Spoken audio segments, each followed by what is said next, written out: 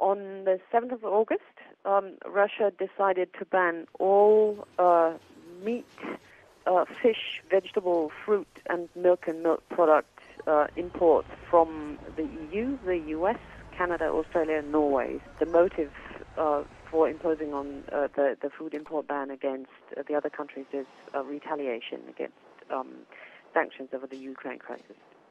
At the moment, Russia is quite heavily reliant on food imports, although that might look or sound quite surprising given that it's such a huge country with large tracts of arable land and one of the largest amounts of arable land per capita.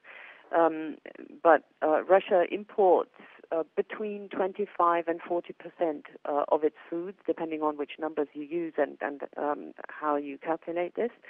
And it's quite heavily reliant on imports for meat and milk products.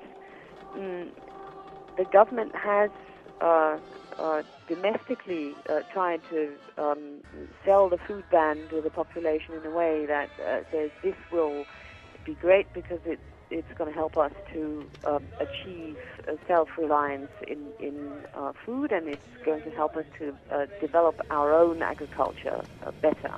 But in fact, if this can be achieved, it will certainly take several years. Moscow has had some success in developing its pork and poultry industry, but when it comes to vegetables and fruit, we're still in the very early stages, and there's the whole logistics and storage system is very underdeveloped, and big investments will be needed to change that. The food import ban in the context of the wider Ukraine crisis is obviously of limited importance, but one interesting point about it is that it tells us something about the policy-making process in Moscow and what kind of risks or costs the Russian government is willing or ready to shoulder in order just to get back politically at the West.